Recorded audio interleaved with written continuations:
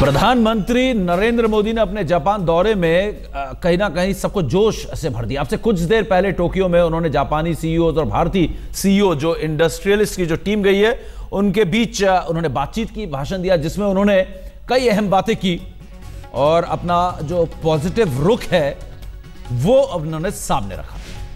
और जिसमें जो सबसे अहम बातें हैं, उन्होंने ये कहा कि भारत और जो जापान है वो एक साथ चल सकता है और 21वीं सदी में एक मिसाल कायम कर सकता है। जापान के साथ जो बिजनेस है उसके बारे में भी उन्होंने बातचीत की। सिंगल विंडो क्लियरेंस के बारे में बात की, जिसमें उन्होंने गुड गवर्नेंस का जिक्र किया। और ये भी बड़ा दिलचस्प, उन्होंने कहा कि मैं गुजराती हूं और बिजनेस मेरे खून मेरे रगों में दौड़ता है और बिजनेस के लिए कंसेशन की जरूरत नहीं होती है, ग्रोथ की जरूरत होती है और जहां पर ग्रोथ दिखता है वहां पर अच्छा बिजनेस होता है। तो कहीं ना कहीं प्रधानमंत्री नरेंद्र मोदी ने आगे भविष्य में जापान के साथ बिजनेस के मामले में काफी एक साफ जो है रास्ता दिखाया है। और प्रधानमंत्री ने दोनों बिजनेस समुदाय को, दोनों तरफ के सीईओज को धन्यवाद भी कहा और यहां तक भी कहा ये सारे बहुत बड़े लोग हैं और इनसे मिलने के लिए मेरे को भी अपॉइंटमेंट लेने की जरूरत पड़ेगी। कई मुद्दों पर करार भी हुआ है और आगे इन पर और बातचीत होगी। ये पहला कदम है भारत और जापान के बीच इस तरीके के करार के और इस तरीके के समझौते के, जिसमें में कई दस्तखत भी किए गए। और फिलहाल आज कुछ देर बाद प्रधानमंत्री नरेंद्र मोदी के जापान के प्रधानमंत्री के साथ भी मुलाकात। टोक्यो में भारतीय और जापानी सीईओज की कॉन्फ्रेंस में बोलते हुए प्रधानमंत्री नरेंद्र मोदी ने अपनी सरकार के 100 दिनों के कामकाज की जमकर तारीफ की। और मैं आपको आज विश्वास दिलाने आया हूं कि पिछले 100 दिन के मेरे कार्यकाल को अगर देखा जाए, मैं राष्ट्रीय राजनीति में नया था। इतने बड़े पद के लिए मैं उस प्रोसेस में पहले कभी रहा नहीं था। मैं एक छोटे राज्य से आया। इन सारी मर्यादाओं के बावजूद भी 100 दिन के भीतर भीतर जो इनिशिएटिव हमने लिए हैं, एक के बाद एक जो कदम उठाए हैं, उसके परिणाम आज साफ नजर आ रहे हैं। प्रधानमंत्री नरेंद्र मोदी ने यह भी कहा कि उनकी सरकार ने गुड गवर्नेंस पर खास तौर पर जोर दिया है। और जब मैं गुड गवर्नेंस कहता हूं तब आखिरकार ईज ऑफ बिजनेस के लिए पहली शुरुआत क्या हो, यही तो होती है। कोई भी कंपनी आए तो उसको सिंगल विंडो क्लियरेंस की अपेक्षा रहती है। Single window clearance ultimately matter of good governance, और इसलिए हमने गुड गवर्नेंस को बल दिया।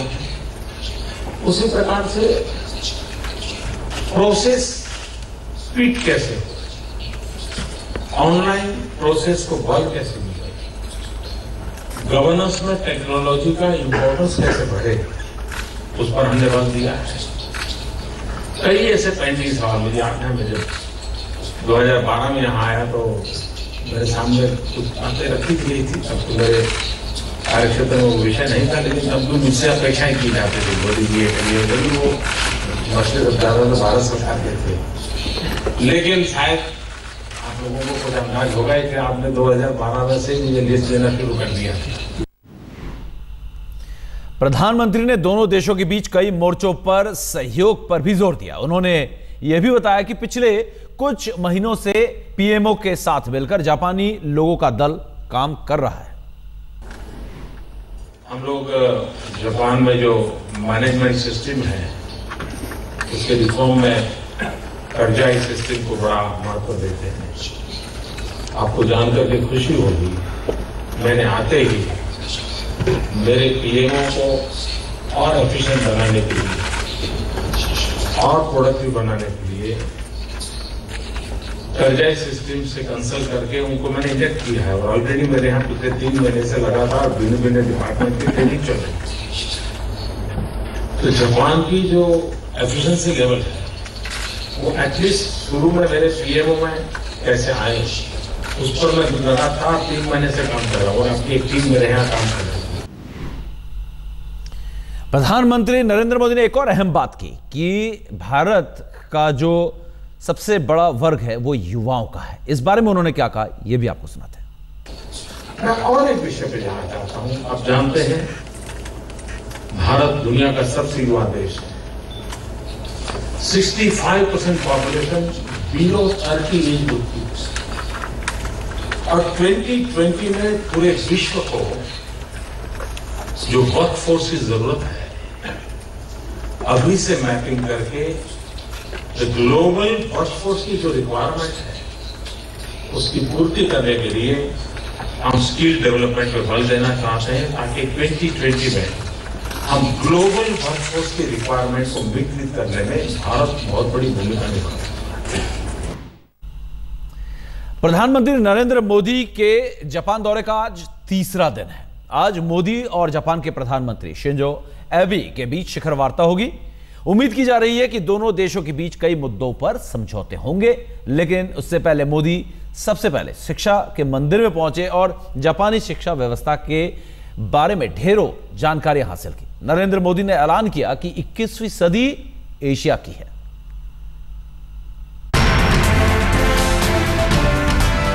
जापान दौरे के तीसरे दिन सुबह हुई तो नरेंद्र मोदी ने शिक्षा के मंदिर का रुख किया। प्रधानमंत्री ताइमेई एलिमेंट्री स्कूल पहुंचे। उनके साथ भारत का प्रतिनिधिमंडल भी था।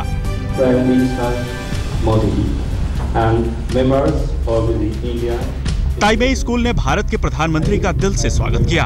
उन्हें बताया कि जापान में छोटे बच्चों को कैसे और क्या पढ़ाया जाता है। So that students do not have to pay fees. This system was introduced in 2010. खास बात यह कि स्कूल का प्रेजेंटेशन अंग्रेजी में था, लिहाजा मोदी बड़े गौर से सुनते रहे, समझते रहे कि आखिर जापान के प्राथमिक स्कूलों में बच्चों को क्या सिखाया जाता है।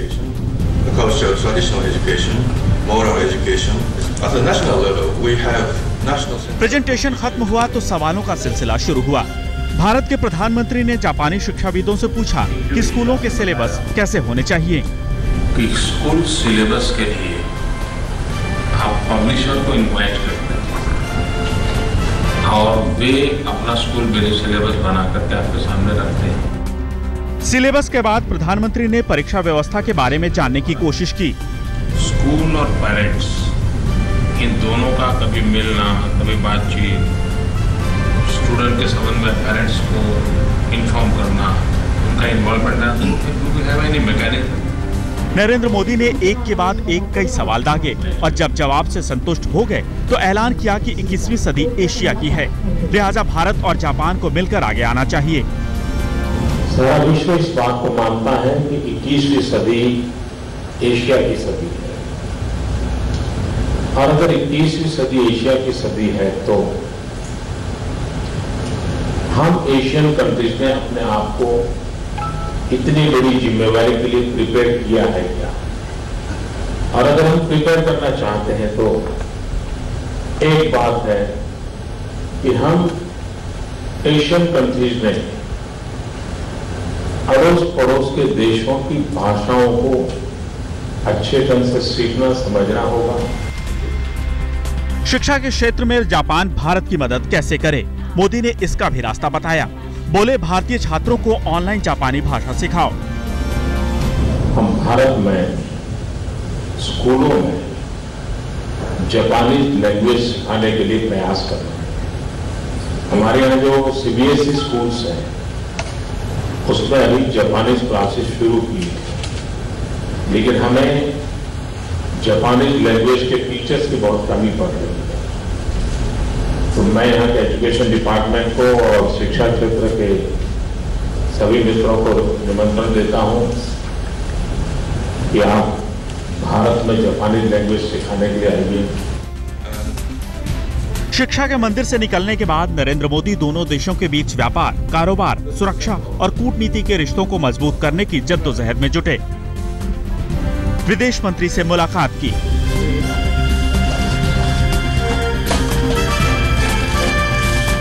फिर वित्त मंत्री से मिले।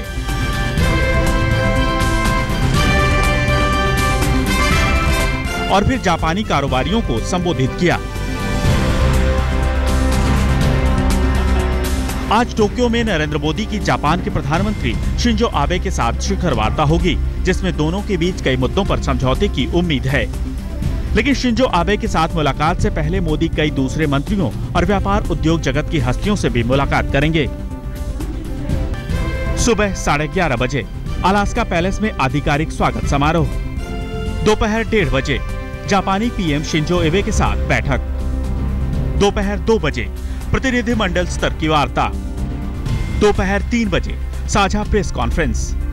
दोपहर 3:30 बजे जापान के पीएम डिनर की मेजबानी करेंगे। दोपहर 1:30 बजे से दोनों देशों के प्रधानमंत्रियों के बीच शिखर वार्ता होगी और कई समझौतों पर हस्ताक्षर होंगे।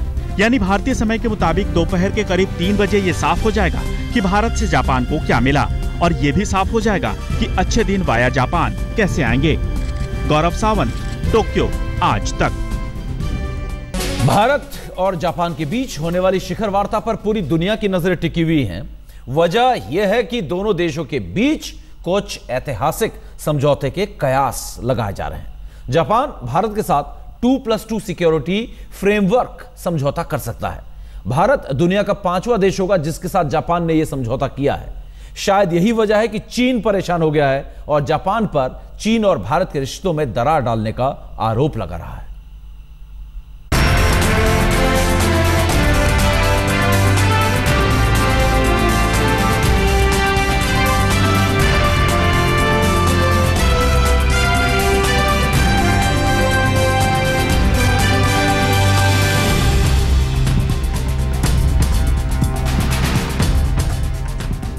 प्रधानमंत्री नरेंद्र मोदी जापान के प्रधानमंत्री शिंजो आबे से मुलाकात तो कर चुके, लेकिन बात अभी बाकी है और दोनों देशों के बीच ढेरों समझौते बाकी हैं।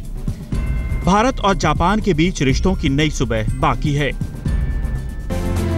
आज नरेंद्र मोदी और शिंजो आबे के बीच शिखर वार्ता तो कई मुद्दों पर होगी, लेकिन उम्मीद जताई जा रही है कि भारत के कोर एजेंडे में रक्षा और सुरक्षा का मुद्दा शामिल होगा।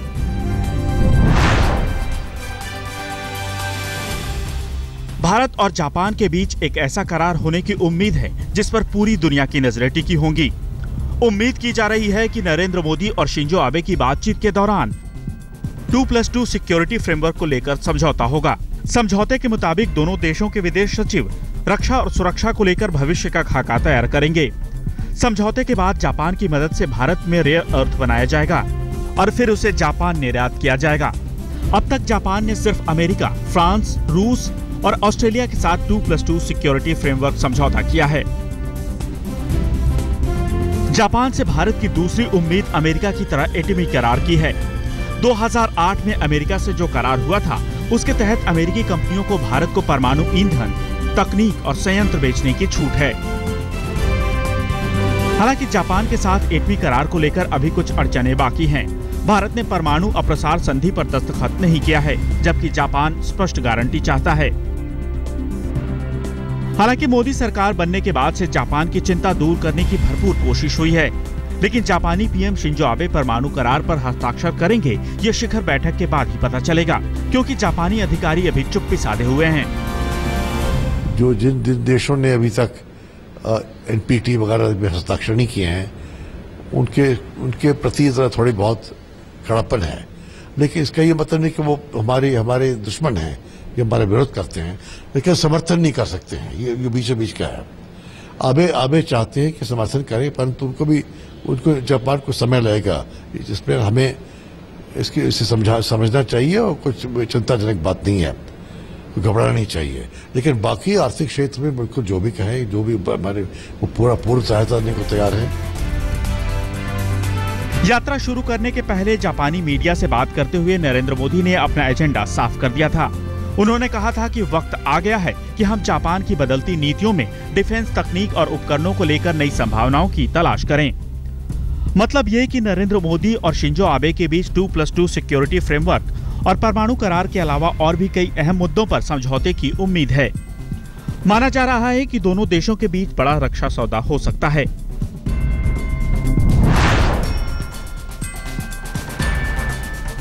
इस बात के पक्के आसार हैं कि इस वार्ता में जापान से भारत को एम्फीबियस प्लेन US-2 का तोहफा मिल सकता है। अगर ये डील होती है तो भारतीय नौसेना को नई संजीवनी मिलेगी। न सिर्फ हिंद महासागर की निगरानी मजबूत होगी, बल्कि जवानों को एक जगह से दूसरी जगह पर आसानी से ले जाने में मदद मिलेगी। एम्फीबियस प्लेन US-2 की खासियत है कि यह समंदर में उतर सकता है और वहां से उड़ान भी भर सकता है। इसकी गिनती बेहतरीन सर्च एंड रेस्क्यू एयरक्राफ्ट में होती है। US-2 550 किलोमीटर प्रति घंटे की रफ्तार से उड़ सकता है। 47 टन वजनी ये प्लेन 280 मीटर की मामूली दूरी में भी टेक ऑफ कर सकता है। दिलचस्प ये कि भारत और जापान के बीच समझौते हुए नहीं हैं, लेकिन दोनों देशों के बीच बढ़ती नजदीकियों ने चीन को परेशान कर दिया है। चीन ने जापान पर आरोप लगाए हैं कि वो भारत और चीन के बीच रिश्तों को खराब कर रहा है। चीन के सरकारी अखबार में सत्तारूढ़ पार्टी की ओर से लिखा गया है कि चीन और भारत को बांटना जापान की प्राथमिकता है। सुरक्षा को लेकर सहयोग बढ़ाते वक्त टोक्यो और नई दिल्ली को इस क्षेत्र में चीन, जापान और अमेरिका के सह अस्तित्व का भी ध्यान रखना चाहिए। मतलब ये कि मोदी की जापान यात्रा पर दुनिया की निगाहें टिकी हैं, क्योंकि सबको पता है कि दोनों देशों के बीच रिश्ते नई ऊंचाई को छूने वाले हैं और जो समझौते होंगे उसका पूरी दुनिया पर असर होगा। टोक्यो से गौरव सावंत के साथ आज तक ब्यूरो।